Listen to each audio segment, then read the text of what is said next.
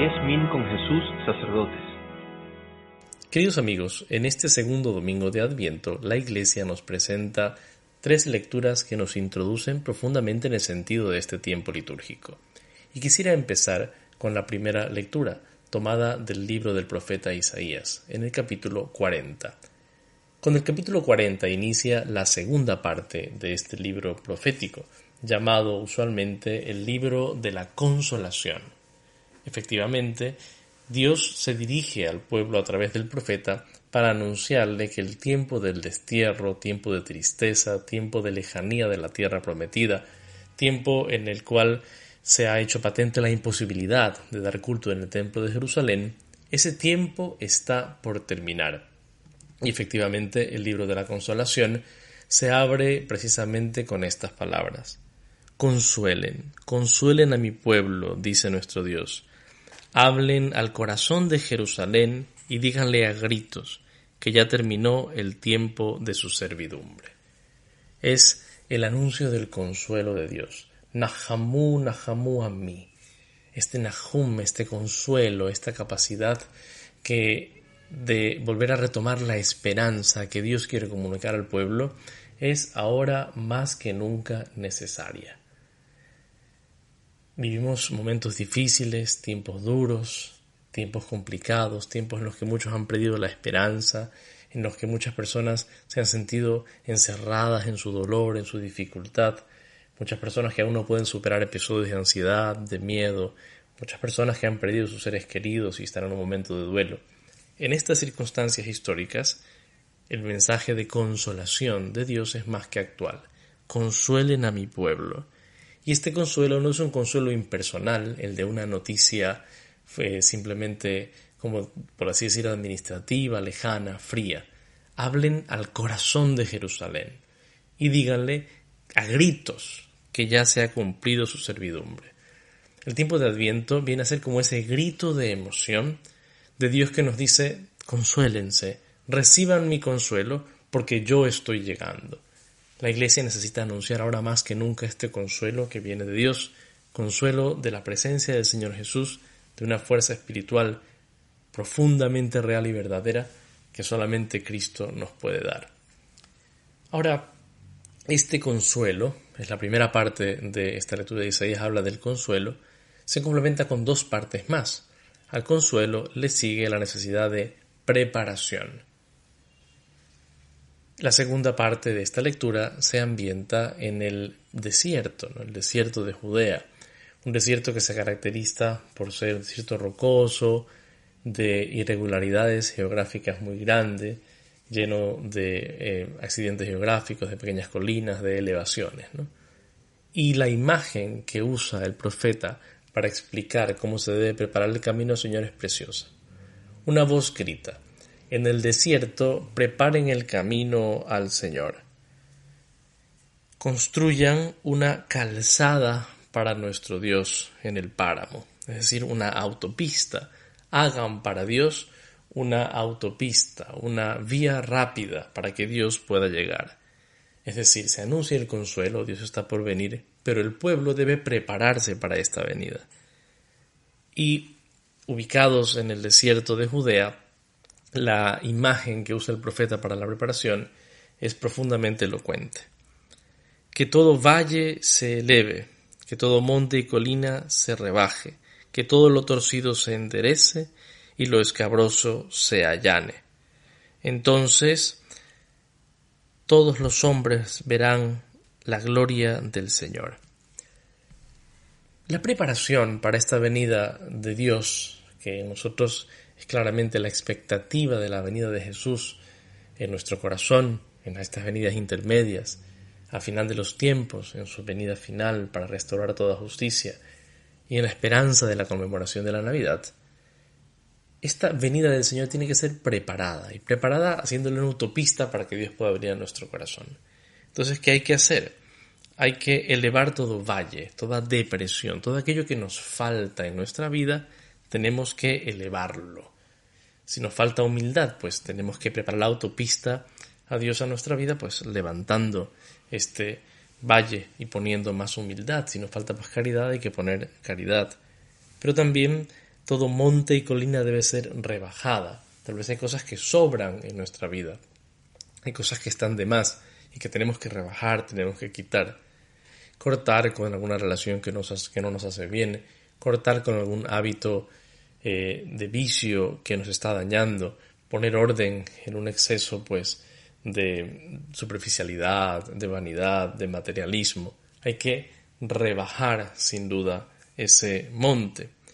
Y lo torcido tiene que enderezarse. Aquello que no pertenece a la vía recta de Dios tiene que ser enderezada en este tiempo. Entonces la imagen es preciosa, ¿no?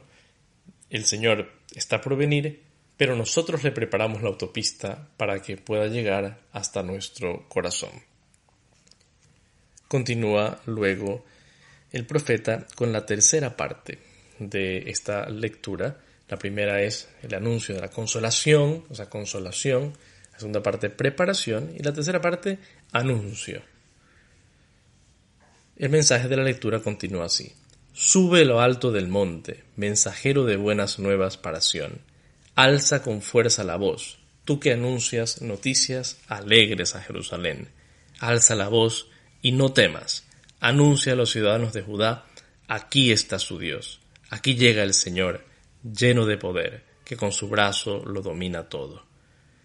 Como pastor apacentará a su rebaño, llevará en sus brazos a los corderitos recién nacidos y atenderá solícito a las madres. La imagen es preciosa. Se invita al centinela a subir a lo alto del monte para estar avisando cuando llega el Señor. Y el anuncio es precioso. Tiene que alzar la voz y decir, aquí está Dios, está viniendo. Lleva a los corderitos, es decir, trae a aquellos que necesitan asistencia. Él mismo los trae en sus brazos, los trae de regreso. En este tiempo de Adviento tenemos que recordar la necesidad de anunciar la salvación de Jesús. Esta consolación que nosotros recibimos, tenemos que anunciarla generosamente, tenemos que entregarla a los demás, tenemos que darla sinceramente. Somos consolados por Dios, tenemos que prepararnos para su venida y a su vez tenemos que anunciar que está llegando. Estas tres dimensiones están profundamente presentes en el Evangelio de este domingo. Durante todo este año B leeremos casi con exclusividad el Evangelio de San Marcos. Y hoy se nos presenta el inicio de este Evangelio de San Marcos. Efectivamente, desde el principio de este segundo Evangelio, con toda seguridad, el más antiguo que posee la Iglesia. Entonces leemos Marcos 1, del 1 al 8. Origen del Evangelio de Jesús, el Cristo, el Hijo de Dios. Y en el origen de este Evangelio se encuentra efectivamente, en primer lugar, esta especie de diálogo entre el Padre y el Hijo, tomando el libro del profeta Isaías, mira que envío a mi mensajero delante de ti para que te vaya preparando tu camino. Y la actividad del mensajero, que como veremos inmediatamente Juan Bautista, es la siguiente. Es una voz que clama en el desierto. Aquí volvemos a encontrar el elemento de consolación. En medio del desierto hay una voz que clama con esperanza y que anuncia que el Mesías está llegando. Una vez más, en el desierto de nuestro tiempo, recibimos este mensaje de consolación. Sea cual sea la situación de dolor en la que nos encontremos o de dificultad, en medio del desierto de nuestro mundo se levanta el anuncio del Evangelio. En el desierto se escucha esta voz, que es la voz de la Iglesia, que anuncia que hay esperanza. E inmediatamente se pasa al segundo aspecto, la preparación. Efectivamente, esta voz viene para invitar a la preparación, es la voz del Bautista. Preparen el camino del Señor, hagan rectas sus sendas. La figura de Juan Bautista, tan propia del Adviento, aparece inmediatamente como la concretización de este consuelo de Dios, pero también la concretización de la preparación para la venida de Jesús. Juan Bautista es el precursor del Señor.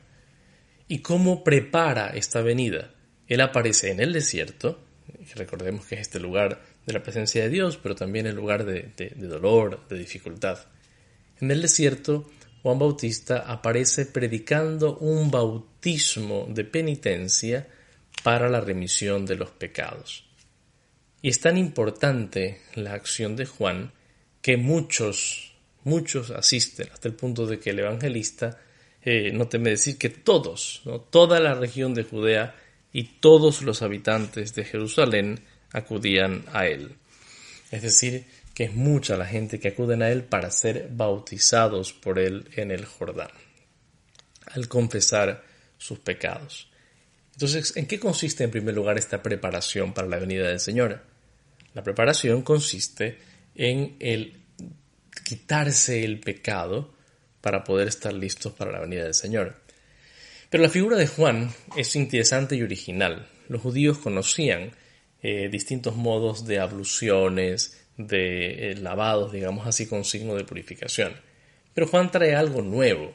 Trae la idea del bautismo, de la inmersión total que crea un lavado definitivo, pero además que me es otorgado, es decir, lo propio de Juan es que él bautiza. Por lo tanto, la persona no se bautiza a sí misma, recibe el bautismo, recibe la purificación. Es interesante esto porque es un signo de un elemento muy importante en el cristianismo y en general en la vida de la gracia. O sea, nosotros no nos damos la purificación, debemos ser purificados, ser lavados, hasta el punto de que Juan llega a ser conocido por él como el Bautista, aquel que bautiza, y no solamente por los cristianos, sino que incluso Flavio Josefo describe la actividad de Juan y su nombre de esta forma, él es el Bautista. Entonces, para prepararnos a la venida del Señor, tenemos que purificarnos recibiendo la purificación de mano de Dios y no de mano propia. Por eso es un excelente momento, por ejemplo, para una buena confesión, ¿no? Para limpiar nuestro corazón, dejar que Dios nos limpie a través de las acciones que Él ha puesto para limpiarnos, ¿no? El bautismo en primer lugar, pero para quien ya ha sido bautizado, la confesión. Pero Juan también nos ayuda a ver otro elemento importantísimo para prepararnos para la venida del Señor y que siempre es necesario, pero muy especialmente en el modo tan superficial en el que usualmente el mundo vive la Navidad. Juan se presenta él mismo como un signo de preparación. ¿Por qué? Porque es ejemplo tipo de una vida sencilla. Juan llevaba un vestido de piel de camello con un ceñidor de cuero a la cintura y comía langostas y miel silvestre. Comía saltamontes y miel silvestre. Juan viste de una manera profética, sencilla, austera, y come de la misma manera. Qué importante en este tiempo de Adviento recordar eso, la sencillez. Recordar la sencillez y no apegarnos a lo material, no pensar que efectivamente nuestra Navidad vale por lo que nos podamos comprar, por lo que podamos tener. Y del mismo modo, recordar la importancia de la sobriedad. El tiempo de Adviento es un tiempo prácticamente de sobriedad, casi de ayuno, no con la misma insistencia y fuerza que la Cuaresma, pero es un tiempo de sobriedad. Entonces, como nosotros, imitando a Juan, podemos prepararnos con un poco de sobriedad, con una vida sencilla, con una conversión de nuestros pecados, para esperar la venida del Señor. Y finalmente, Juan lleva a cabo un anuncio. El consuelo, su voz es consuelo en medio del desierto, nos indica un modo de prepararnos, pero también anuncia. Y lo que anuncia es lleno de esperanza. Anuncia a alguien más grande que él. Después de mí viene aquel que es más poderoso que yo, o Euskirioteros, el que tiene más fuerza que yo, es más fuerte que yo, tanto así que yo no soy digno de inclinarme para desatarle la correa de las sandalias, es decir, que no soy digno de bautizarlo. Efectivamente, entonces, Juan anuncia algo muchísimo más grande, anuncia aquello para lo que prepara, la venida de un Salvador inmenso. ¿Y en qué consiste eso nuevo, ese Salvador grande? Yo los he bautizado con agua, pero Él los bautizará en Espíritu Santo. Esa purificación, que en Juan era un signo para reconocer el pecado y el signo de transformación, nuestro Señor Jesucristo lo viene a traer de modo definitivo con el Espíritu Santo. Por eso, la Navidad del Señor Jesús es un evento único, porque es el momento en el cual podemos empezar a tener esta vida en el Espíritu que nos regenera completamente. A su vez, la segunda lectura nos da un mensaje parecido, un mensaje de consuelo, con referencia a los últimos tiempos. Nosotros que esperamos la venida de nuestro Señor Jesucristo, lamentablemente no la esperamos con el mismo ímpetu que los primeros cristianos, debemos recordar que para el Señor, dice San Pedro, un día es como 1000 años y 1000 años son como un día. Por lo tanto, no es que el Señor se tarde, sino que tiene paciencia con nosotros y por eso demora su llegada. Es el consuelo para la iglesia que se ve perseguida, que se ve en dificultad y debe esperar con paciencia que venga el Señor. Pero también esta iglesia debe siempre prepararse una vez más. Y Pedro les recuerda a los cristianos, puesto que va a llegar el momento de destrucción, de transformación del mundo material, piensen con cuánta santidad y entrega deben vivir ustedes esperando y apresurando el advenimiento del día del Señor. Es decir, que el modo en el que nosotros vivimos nos ayuda a estar preparados para la venida del Señor, pero además, en cierto modo, hasta lo adelanta, ¿no? Si nosotros estamos listos y esperándole, es una invitación para su venida. Y finalmente el consuelo, ¿no? Nosotros confiamos en la promesa del Señor y esperamos este cielo nuevo y tierra nueva en el que habitará definitivamente la justicia. El mismo esquema de consuelo, anuncio y esperanza nos llega a través de Pedro, recordando que este tiempo de Adviento es un tiempo de una preparación profunda, de una esperanza grande, es un tiempo de ilusión. Pidámosle a María vivir siempre con esta gran ilusión. Que Dios los bendiga.